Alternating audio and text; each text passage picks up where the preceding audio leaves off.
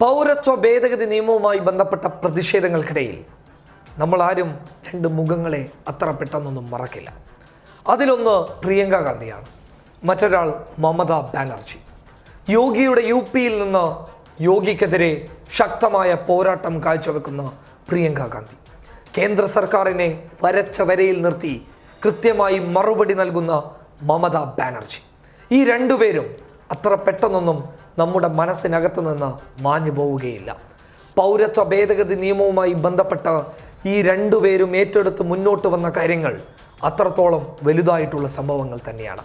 ഇതിലെടുത്തു പറയേണ്ടത് പ്രിയങ്ക ഗാന്ധിയെക്കുറിച്ചാണ്. പ്രിയങ്ക ഗാന്ധി ഉള്ളത് യിലാണ്. യുടെ അവസ്ഥ നമുക്കറിയാവുന്നതാണ്. പൗരത്വ ഭേദഗതി നിയമവുമായി ബന്ധപ്പെട്ട് യിൽ വലിയ രീതിയിലുള്ള പ്രതിഷേധ പരിപാടികളുമായി പൊതുജനം തെരുവിലിറങ്ങി. ഹിന്ദുവെന്നോ മുസ്ലിമെന്നോ വേർതിരിവില്ലാതെ എല്ലാവരും ഒറ്റക്കെട്ടായി തെരുവിലിറങ്ങുന്നത് കണ്ട യോഗി ആദിത്യനാഥിന് ശക്തമായ രീതിയിൽ വലിയ തിരിച്ചടി തനിക്ക് വരാൻ പോകുന്നു എന്നുള്ള ഒരു ചിന്ത കടന്നു വരികയും ഉടൻ തന്നെ സമാധാനാന്തരീക്ഷത്തിൽ പോയിക്കൊണ്ടുണ്ടായിരുന്ന റാലികൾക്ക് നേരെ പോലീസിനെ കൊണ്ട് ആക്രമണങ്ങൾ അഴിച്ചുവിടാൻ തുടങ്ങി. പക്ഷേ ഇതിനെ പ്രതിരോധിക്കാൻ ആ പാവം ജനങ്ങൾക്ക് സാധിച്ചില്ല എന്നതാണ് വസ്തുതാപരമായിട്ടുള്ള സത്യം. കാരണം അവരുടെ കയ്യിൽ അധികാരമില്ല, പക്ഷേ പോരാട്ട വീര്യമുണ്ട്. ആ വീര്യത്തിന് കരുത്തു പകരാനുള്ള ഒരു നേതാവ് യിൽ ആവശ്യമായിരുന്നു. അതാണ് പ്രിയങ്ക ഗാന്ധി. പ്രിയങ്ക ഗാന്ധി രണ്ടും കൽപ്പിച്ചുകൊണ്ട് തന്നെ ആക്രമിക്കപ്പെട്ട പൊതുജനങ്ങൾക്കിടയിലേക്ക് കടന്നു വരികയും, പക്ഷേ ആദ്യം തന്നെ പ്രിയങ്ക ഗാന്ധിയെ വരച്ച വരയിൽ നിർത്താൻ യോഗി പോലീസിന് നിർദ്ദേശം നൽകുന്നു. യോഗിയുടെ പോലീസിന്റെ നിർദ്ദേശത്തിന് പുല്ലുവില കൽപ്പിച്ചുകൊണ്ട് തടയാനെത്തിയ പോലീസ് ഉദ്യോഗസ്ഥർക്ക് ചുട്ട മറുപടി കൊടുത്ത് തൻ്റെ കാറിൽ നിന്ന് ഇറങ്ങി നടന്നുകൊണ്ട് പൗരത്വ ഭേദഗതി നിയമവുമായി ബന്ധപ്പെട്ട് അറസ്റ്റിലാക്കപ്പെട്ട മുൻ IPS ഉദ്യോഗസ്ഥന്റെ വീട്ടിലേക്ക് പ്രിയങ്ക ഗാന്ധി കടന്നുപോയി. അവിടെ നിന്ന് പ്രിയങ്ക ഗാന്ധി ഒരു വലിയ പ്രഖ്യാപനം നടത്തി. മുസ്ലിങ്ങളെ വേട്ടയാടാനുള്ള ശ്രമമാണ് യോഗി ആദിത്യനാഥ് മുന്നോട്ട് കൊണ്ടുവരുന്നതെങ്കിൽ അത് തടയാൻ ഞങ്ങൾ തയ്യാറായി മുന്നോട്ട് വരിക തന്നെ ചെയ്യും.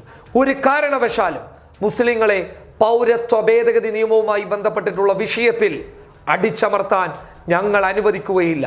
അതിൻ്റെ പേരിൽ മതേതരത്വ വിശ്വാസികളെ ഇല്ലായ്മ ചെയ്യാൻ നിങ്ങൾക്ക് സാധിക്കുകയില്ല എന്ന് പ്രിയങ്ക ഗാന്ധി ഉറച്ച സ്വരത്തിൽ ഉറച്ച നിലപാടോടുകൂടി യോഗി ആദിത്യനാഥിനോട് വിരൽ ചൂണ്ടിക്കൊണ്ട് തന്നെ പറഞ്ഞു. ഇപ്പോഴും യോഗി ആദിത്യനാഥിനെതിരെ ശക്തമായ പോരാട്ടം തന്നെയാണ് യിൽ പ്രിയങ്ക കാഴ്ചവെച്ചുകൊണ്ടിരിക്കുന്നത്. മുസ്ലിം സമുദായത്തോടൊപ്പം തോളോട് തോള് ചേർന്ന് നിന്നുകൊണ്ട് നല്ലവരായ ഹൈന്ദവ വിശ്വാസികളെ മുന്നിൽ നിർത്തിക്കൊണ്ട് യിൽ നടക്കുന്ന പോരാട്ടങ്ങൾക്ക് ചുക്കാൻ പിടിക്കാൻ മതരാഷ്ട്രീയ ഭേദമന്യേ പ്രിയങ്ക ഗാന്ധി തയ്യാറായി മുന്നോട്ട് വന്നത് വലിയ വാർത്തയായിരുന്നു. സന്യാസി ഉടുപ്പിട്ടുകൊണ്ട് അല്ലെങ്കിൽ വേഷവിധാനങ്ങൾ കൊണ്ട് സന്യാസിയാണെന്ന് തോന്നുന്ന ഒരാൾ ചെയ്യുന്ന കാര്യങ്ങളല്ല യോഗി ആദിത്യനാഥ് ചെയ്യുന്നതെന്ന് പ്രിയങ്ക ഗാന്ധി കൃത്യമായ രീതിയിൽ വിളിച്ചു പറഞ്ഞപ്പോൾ സന്യാസിയുടെ വഴി തടയാൻ വന്നു കഴിഞ്ഞാൽ ശിക്ഷിക്കപ്പെടുമെന്നുള്ള ഒരു ഗുണ്ടയുടെ ഭീഷണി എന്ന പോലെ പ്രിയങ്ക ഗാന്ധിയെ ഭീഷണിപ്പെടുത്തിയ യോഗി ആദിത്യനാഥിനെ നമ്മൾ കണ്ടതാണ്. പക്ഷേ അവിടെയും പ്രിയങ്ക ഗാന്ധി പറഞ്ഞത് എനിക്കുള്ള സുരക്ഷയല്ല വലുത്, മറിച്ച് രാജ്യത്തെ ജനങ്ങൾക്കുള്ള പ്രശ്നമാണ് വലുത് എന്ന ആർജവത്തോടെയുള്ള ശക്തമായ നിലപാടുമായി മുന്നോട്ട് വന്നത് തന്നെയാണ് പ്രിയങ്ക ഗാന്ധി എന്ന് പറയുന്ന ഒരു നേതാവിനെ മനസ്സിനകത്ത് സൂക്ഷിക്കാനുള്ള ഏറ്റവും വലിയ കാരണം. രണ്ടാമത്തത് മമതാ ബാനർജിയാണ്. ഒരു സംസ്ഥാനത്തെ എങ്ങനെ ഇല്ലാതാക്കാമെന്ന് കേന്ദ്രം ചിന്തിച്ച് മുന്നോട്ട് വരുന്നത് ബംഗാളിനെ ഓർത്ത് മാത്രമാണ്. രണ്ടാമത് ചിലപ്പോൾ കേരളമായിരിക്കാം, പക്ഷേ മമത തന്നെയാണ് കേന്ദ്രത്തിൻ്റെ ഏറ്റവും വലിയ ശത്രു. അങ്ങനെ ശത്രുപക്ഷത്തു നിന്ന് വലിയ രീതിയിലുള്ള ആക്രമണങ്ങൾ നേരിട്ട് കൊണ്ടിരിക്കുമ്പോൾ പോലും സംസ്ഥാന ഭരണം കയ്യിലുള്ള മമതാ ബാനർജി പൗരത്വ ഭേദഗതി നിയമവുമായി ബന്ധപ്പെട്ട് എടുത്ത തീരുമാനങ്ങൾ പ്രശംസനീയം തന്നെയാണ്. തെരുവിലേക്ക് മുഖ്യമന്ത്രി തന്നെ ഇറങ്ങി വരുന്നതിൻ്റെ ദൃശ്യങ്ങൾ നവമാധ്യമങ്ങളിലൂടെ കണ്ട നമ്മൾ അറിയാതെ കൈയടിച്ചു പോയിട്ടുണ്ട്.